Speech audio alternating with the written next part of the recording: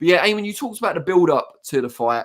And yeah, I want to get your kind of take on that, because is it the case that Ryan Garcia had us all fooled in that, his mental health was completely fine? He was saying all the right things to stoke interest in the fight and maybe cause a bit of, underestimating him from the Devin Haney team? Or is he now playing down the mental health concerns because it has worked out all right on the night? Yeah, I think I do think there were issues surrounding Ryan Garcia heading into this fight. Whether he was able to pull off the victory or not was was what we're going to have to deal with after the fight.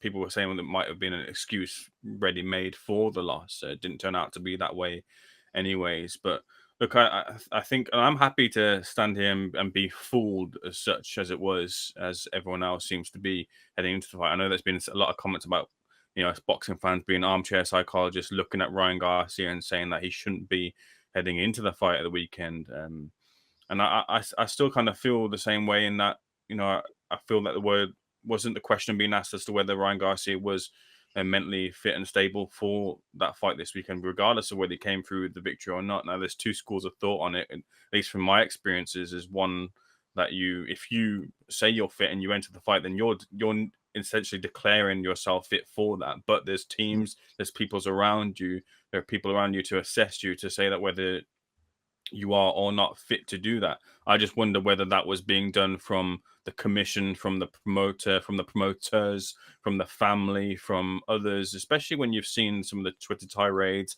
some of the content of what is being said as well. I do think, and when you also take into the fact that this is a guy who did declare himself as having and had taken a mental health break in his career because he was suffering from problems, you have to factor that into the context. And one of those things that you've got as well, which is sort of unsavory, I think, which maybe we can discuss on another day. I don't think we quite have the time to go into it in full. Is it acceptable for a fighter in this day and age now who is considered a real influencer, not one of these fake influencers where you get 1,000 followers these days and you're an influencer now and you can sell an advert for £50 or whatever it is on your Twitter or whatever? But this is a guy who has millions and millions of followers, millions of young followers as well too, who in sport, this is what this is. This is sport. I know we talk about boxing as a business and entertainment, but this is sport at the end of the day. You don't see the likes of Federers and others in other, I can pull out many a sport and many a name, leading figures in names.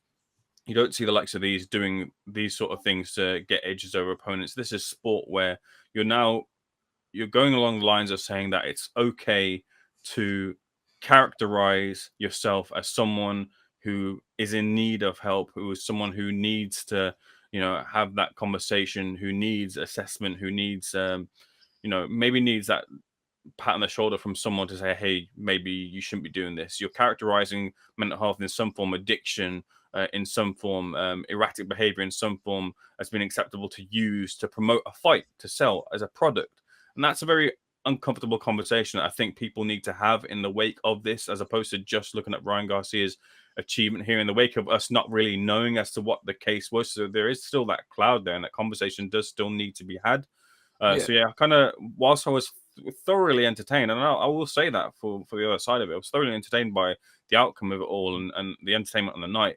There was definitely that uncomfortability of what we'd seen beforehand, and I still feel that Ryan Garcia was detrimented going into this fight because of his mental health. And that's the other side of the thing as well too. When we're talking about the weight, the Haney team were, for me at least, I can't speak for them, but it seemed like they were comfortable in knowing taking this as a bit of a pick of taking a fighter who was maybe ready for the taking there, because they didn't have their preparation fully 100%, because they were maybe going through a few things. So on the other side of the coin, I agree with that commenter that was saying that, like, well, they've accepted that £3 out. They've taken the money. That's the bargain there. So I don't quite see the asterisk on that side. And to be fair, Haney doesn't seem to be too complaining about that too much. I know he made a comment on Twitter about it. Haney, though, is it? This is what I mean. I'm not saying Haney can use that as an excuse. I'm saying that boxing fans, pundits, historians, there is a kind of asterisk attached to the victory, I think.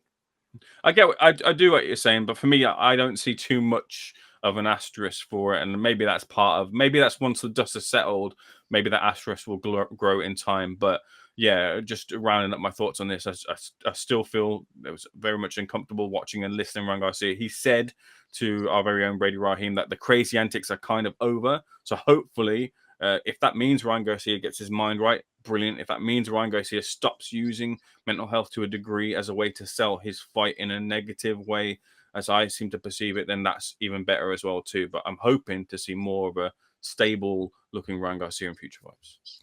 Yeah, I mean, we're always being told regarding mental health that, you know, people have breakdowns, people attempt suicide in the worst cases.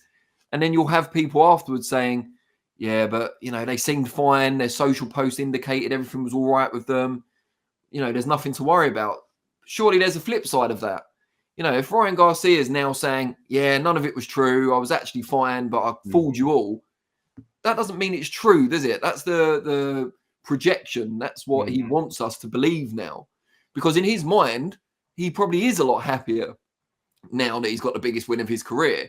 That doesn't mean that he was never struggling with mental health. And I think, yeah, as you say, I think those conversations still need to happen. Kid Addison, Texas says, you don't get knocked down with a strong chin. They should call the fight. Referee sucked. A few separate issues there. Perhaps in some ways the referee certainly did suck. But you don't get knocked down with a strong chin. I mean, who are we saying has got a strong chin over the years? You know, Cole Froch, famously strong chin. He got knocked down a couple of times. Chris Eubank Jr. obviously had a strong chin.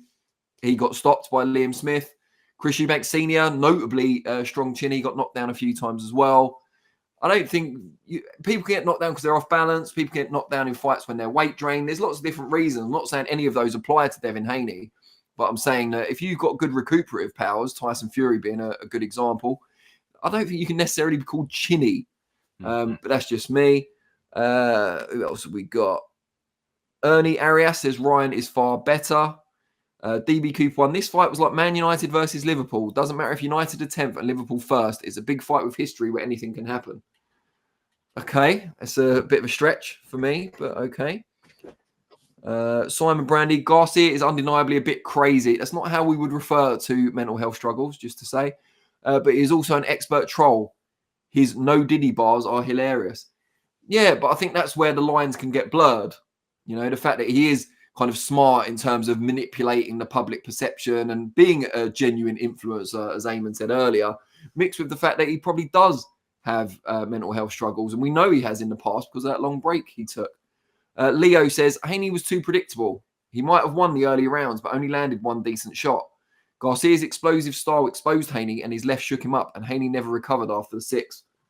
Yeah, I mean, I think that's a pretty accurate take. Leo adds it was an enjoyable fight. And now we should talk about the future for both men, although I haven't seen much speculation on social media about who Haney should fight next. Well, I did see someone post saying he doesn't favour him against anyone now at 140 except, who was it? It wasn't Esau Cruz, I don't think. Or maybe it was. It wasn't Rolly. But yeah, they were basically writing him off against a lot of fighters at 140, including Matthias, because, you know, they now believe he has got a fragile chin and doesn't have enough power to keep fighters off. So, Eamon,